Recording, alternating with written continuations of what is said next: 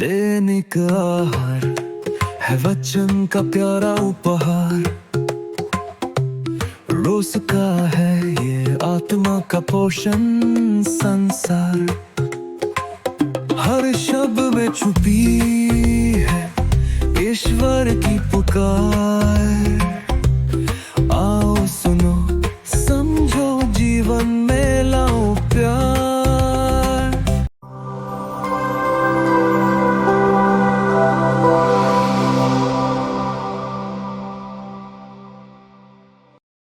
सबों को जय यीशु क्रिस्त में प्रिय भाइयों और बहनों, आज के सुसमाचार में एक युवक प्रभु यीशु के पास आता है और एक बहुत ही महत्वपूर्ण प्रश्न पूछता है।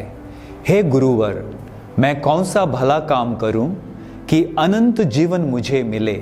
संत मत्ती का सुसमाचार अध्याय 19 पद संख्या 16। यह प्रश्न हर किसी के मन में होता है। मैं क्या करूं ताकि मेरा जीवन ईश्वर की दृष्टि में सफल और सार्थक हो। प्रभु यीशु पहले उसे 10 आज्ञाएं पूरी करने की सलाह देते हैं, और जब वह कहता है कि उसने यह सब बचपन से किया है, तब प्रभु उसे एक और चुनौतीपूर्ण कदम की ओर बुलाते हैं। यदि तुम पूर्ण होना चाहते हो तो जाओ, अपनी सारी संपत्ति बेचकर गरीबों को दे दो और स्वर्ग में तुम्हारे लिए पूंजी रखी रहेगी, तब आकर मेरा अनुसरण करो। वचन 21। संपूर्ण समर्पण के बिना शिष्यत्व अधूरा है।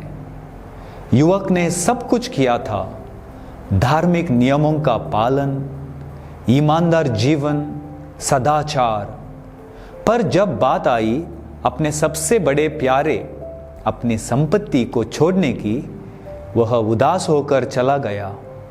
क्यों? क्योंकि उसका दिल पूरी तरह से प्रभु को नहीं सौंपा गया था। आज हमारे जीवन में यह प्रश्न गूंजता है, क्या मेरा पालन पोषण, मेरी शिक्षा, मेरी प्रार्थनाएं, मेरी सेवाएं केवल नियमों तक सीमित हैं, या क्या मैं अपने जीवन का हर क्षेत्र, समय, संपत्ति, इच्छाएं, निर्णय प्रभु को समर्पित कर रहा हूं? प्रभु यीशु हमसे केवल बाहरी धर्मनिष्ठा नहीं, बल्कि भीतर से पूर्ण समर्पण चाहते हैं।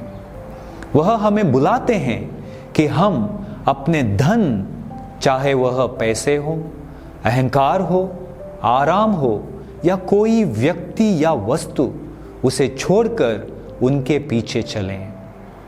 प्रभु हमें एक गहरे संबंध के लिए बुलाते हैं, केवल धार्मिक जीवन नहीं, बल्कि एक समर्पित जीवन।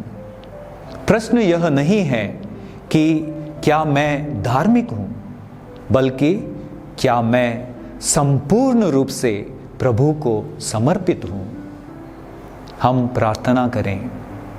हे प्रभु, जब आप मुझे बुलाते हैं कि मैं आपके पीछे चलूं, तब मुझे वह अनुग्रह दे कि मैं किसी भी वस्तु से चिपके बिना संपूर्ण हृदय से आपको चुन सकूं। आमीन।